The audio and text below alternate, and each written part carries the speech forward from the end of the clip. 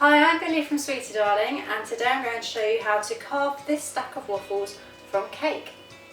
I've started with 4 7-inch round cakes. I'm not bothering levelling them as normal because I want this to be an authentic stack of waffles, so they're going to be a bit higgledy-piggledy. We want those divots in the sides, so no levelling. You're going to stack these cakes together and sandwich them with buttercream and then crumb coat as you normally would. Chill this crumb coated cake in the fridge or the freezer. I don't mind in the freezer for about 10 minutes, and then bring it out. Now I've rolled out some fondant here and I'm cutting some strips and then sort of pinching them into more sausage-like shapes and sticking them around my waffles, so I've got some texture there. I want some divots where the top of each waffle would naturally push out a bit from the rest of the stack. I'm using just a bit of shortening to stick my strips of fondant to the buttercream, but you could use water, piping jelly, edible glue, anything like that. I've got shortening though, so I'm sticking those around the circumference of my cake, and then on the top I'm doing the same thing, but I'm making a grid pattern. So just working my way along one way and then back along the other way and just pressing down so there are divots in the grid pattern as well.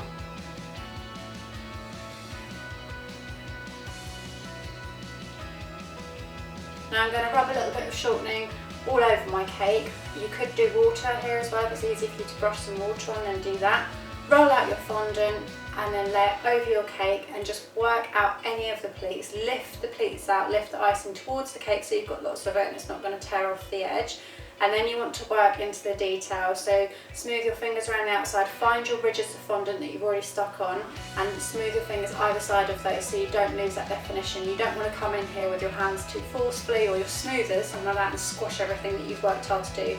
This is the opposite of what we normally try to do for cakes. We normally want a smooth fondant finish. This time we want all that texture and we want the lumps and bumps, so they look like more real waffles basically. And then the top, use your finger just to push inside the grid shapes. You want the definition of the marks of where a waffle iron would make. Now you can colour your fondant beforehand, but I've decided to paint mine. I'm just going to build the colour up in layers. So I've used some honey gold sugar flare colour with the strong vodka that we use for painting, not partying, 95% one. I'll write the name of that in the comment section below. So painting this, just a weak solution of the honey gold all over my cake, and then I've added a bit of dark brown and I've just brushed this sort of haphazardly over the cake, but I'm also going over the bits that would normally catch if they were cooked in a waffle iron or toasted or something like that. So the bits that are more prominent are getting a slightly darker shade of brown on them, as well as the divots in the top as well. I'm brushing some more colour in there.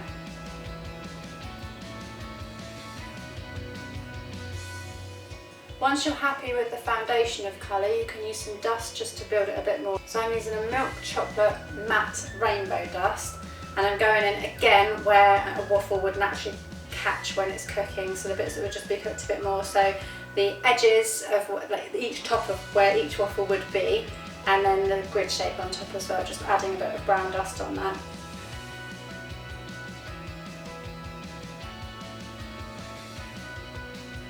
When you've done that, you'll be able to see where each waffle would actually stack up. So I've just indented using a tool a little line above where the top of each waffle would be, and then I'm going back in with my brown dust to make it not look as if, because where I've pressed the tool in, it leaves white icing where it's torn the fondant a little bit.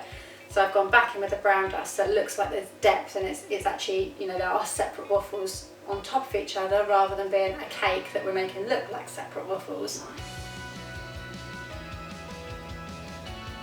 To make fondant strawberries, I've used some red icing, squish it up into a ball and then shape your hands into a V shape and roll so that it forms like a cone of icing, and then flatten down the top so it's not, so you don't want it like a cone, you want it more like obviously a strawberry shape. I don't know other way to explain it, but just flatten the top down so that's not too rounded as well. And then you can use some green icing to shape some leaves and a stalk and just press those on. If you want to indent some little holes in the strawberry, use a cell stick. For smaller strawberries, I'd use the pointed end of the mini cell stick. And for larger strawberries, use the rounded end of the mini cell stick. For the ice cream, it looks like real ice cream, but it's actually chocolate. I'm using Marina Souza's method of seizing chocolate to make it look like ice cream. So I've melted some white chocolate down, added some water and then just stir that through. And obviously normally you want to keep water and chocolate as far away from each other as possible, but for this method we're actually going to mix them together. So I've added a bit of water, mixed it, and it's not seized up as much as I want, so I've added a little bit more water and mixed that, and you can see it gets really thick. Then I use an ice cream scoop to push into it just like you would with real ice cream, and then push it out, and it does look like real ice cream. It's amazing. For the chocolate sauce, I've just melted down some dark chocolate. You could do white chocolate, you could do obviously milk chocolate, you could do strawberry sauce, toffee sauce, maple syrup, anything. Whatever you want to put on your waffle will work. Now I did initially add 2 strawberries and then put chocolate over them, but I didn't like how they looked, so I've taken those ones off and swapped them for new strawberries, which is why you should always make spares, because I much prefer these strawberries.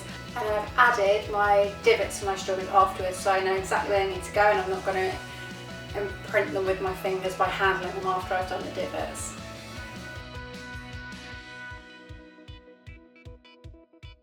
So that is how to make a stack of waffles complete with ice cream, strawberries and chocolate sauce from Cake. I hope you enjoyed the video. If you did, there'll be new videos every Monday, so please click the subscribe button below.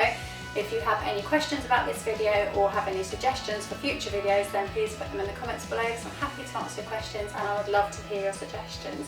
Thank you very much for watching. Bye!